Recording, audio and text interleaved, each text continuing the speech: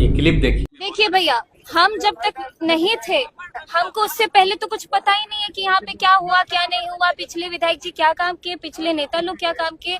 मुझे ये पता है मैथिली ठाकुर पे अगर लोगों ने भरोसा करके विधायक बनाए हैं तो मैं उनकी सेवा के लिए अब से यहाँ पर हूँ, जब से मैं जीती हूँ। तो कहीं भी काम रुका हुआ नहीं है। अब क्षेत्र हमारा अलीनगर विधानसभा विकास की ओर दौड़ रहा है, चल भी नहीं रहा है, बिल्कुल दौड़ रहे हैं हम लोग। और आज दिव्यांग दरबार लगा था, जितने हमारे क्षेत्र के ऐसे लोग जिनका लिस्ट में नाम है, आज उन लोगों को ट्राईसाइकिल वितरण किया गया।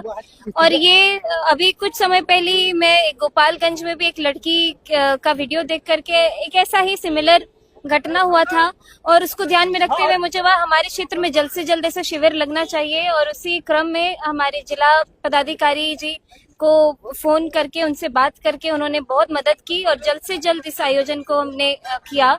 और जिन लोगों का लिस्ट में नाम नहीं है उनके लिए भी अभी बैक एंड पे चल रहा है, प्रोसेस चल रहा है। सब अपना आईडी दिखाएंगे, अपना सर्टिफिकेट दिखाएंगे तो उनको ट्राईसाइकिल मिल रहा है।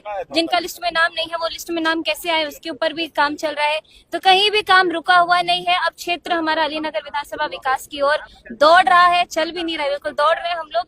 और आने वाले समय में अलीनगर विधानसभा को कैसे, जैसे मैंने अपने कैंपेन में बोला था कि एक विकास का प्रतीक होगा, एक मॉडल विधानसभा होगा, उसी रूप में मैं अपने वादे को पूरा करने के लिए, अपने क्षेत्र की जनता की सेवा करने के लिए लगातार उनके बीच में बनी हुई हूँ।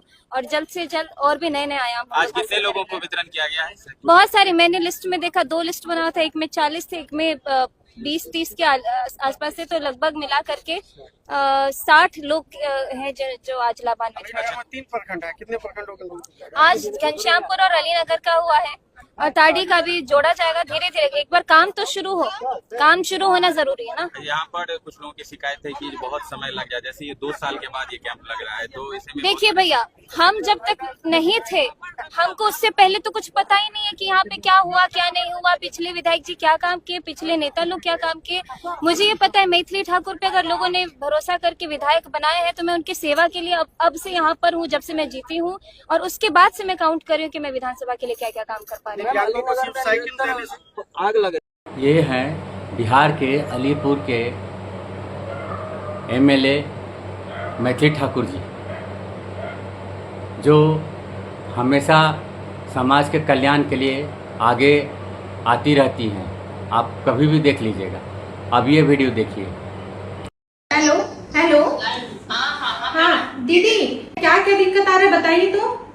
आपको ना हॉस्पिटल से प्रेशर दिया जा रहा है कि आप अपना लड़की को बाहर डिस्चार्ज करके ले जाइए। हाँ, इसीलिए आप पैसा को लेके बोल रहे हैं लोग।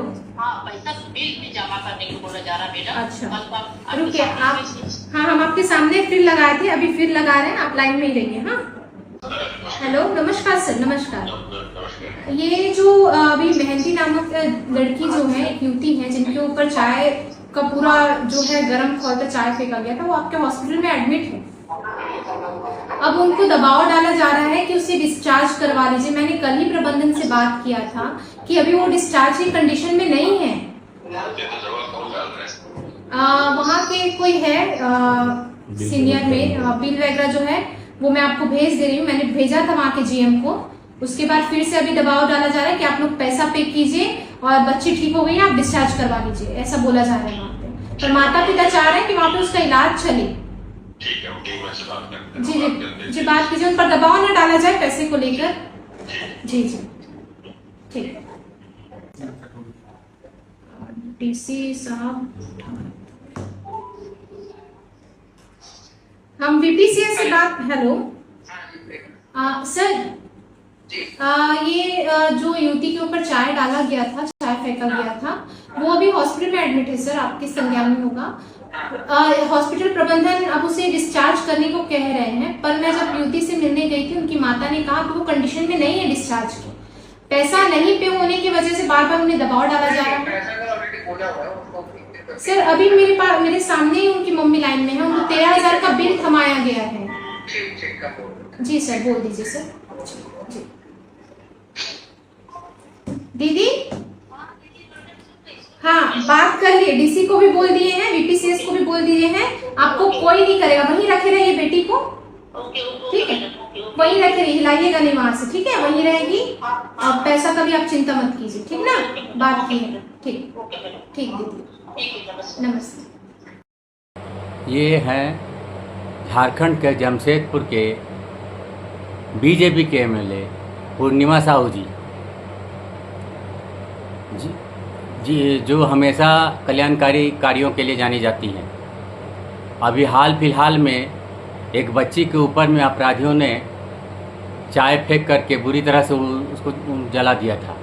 अब वो अपराधी हॉस्पिटल में भर्ती हुए बच्ची के साथ भी अन्याय कर रहे हैं। उनको बोल रहे हैं कि जल्दी से मतलब यहाँ पर छोड़ दो। तभी पूर्णिमा साहू को उनकी माँ ने फ़ोन किया तो पूर्णिमा साहू जी ने डीसी को फ़ोन करके बोला और अस्पताल में भी फ़ोन करके बोला कि भाई वो बच्ची जो है जब तक ठीक नहीं होती है तब तक वो वहीं रहेगी।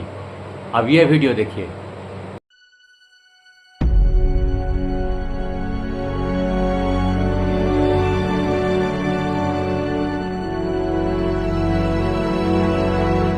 भाई मैंने आप लोगों को पहले ही बताया किसी भी प्रकार का कोई एक्शन इस तरह का चलेगा नहीं। आप इसको चेक कराइए, राजापुरी में डीडीए का नोटिस लगा हुआ है वहाँ।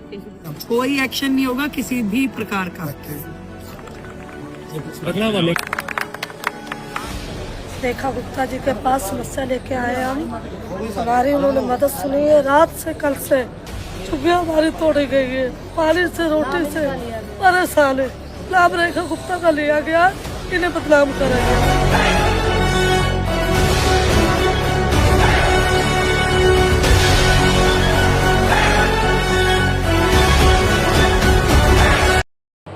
ये हैं दिल्ली के मुख्यमंत्री माननीय रेखा गुप्ता जी जो बीजेपी से है।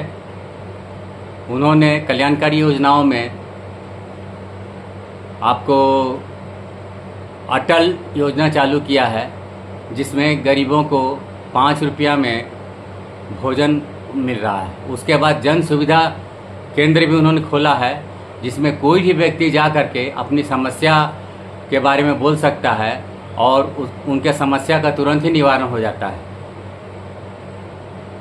अब आपने बीजेपी का देख लिया है, अब आप कांग्रेस के महिलाओं को देखिए। तो अभी इनकी ये देखिए फिर गाली वाली मैडम को, अरे गाली मैडम को साइड करो। गाली इतिहास के बारे में ठीक पता है, नेहरू के बारे में ठीक पता है, बिल्कुल ठीक पता है। एडविना माउंटबेटन का और भी पोल खोलूंगा अभी नेहरू के साथ। अभी अरे सुन लो, माफीनामा आपने लव लेटर लिखा था। नेहरू जी ने एडविना माउंटबेटन को हर दिन बैठ के लव लेटर लिखते थे। यहाँ माफीनामा के बारे में बोलो। और क्या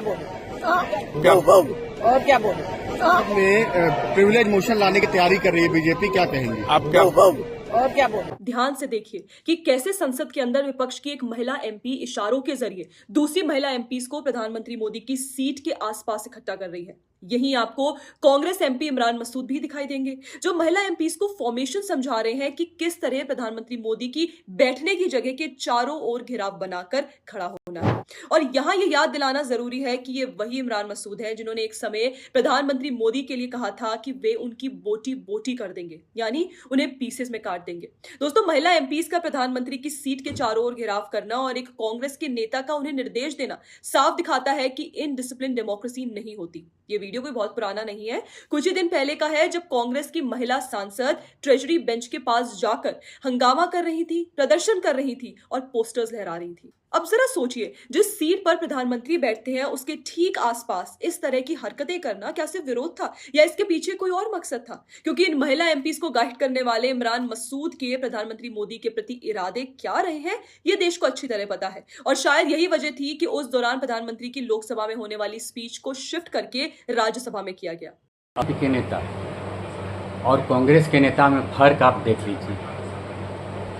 बीजेपी के नेता समाज के कल्याण के लिए कार्य कर रही हैं अपने अपने क्षेत्रों में, और कांग्रेस के नेता कैसे नफरत फैला रही हैं, कैसे गाली दे रही हैं और कैसे डॉग के जैसा आवाज़ भी निकाल रही हैं।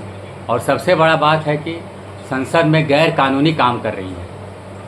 इस बारे में आप लोग क्या कहना है दोस्तों, कमेंट में ज़रूर बताइए और सब्सक्राइब कीजिए। जय श्री राम, जय हिंद, जय भारत।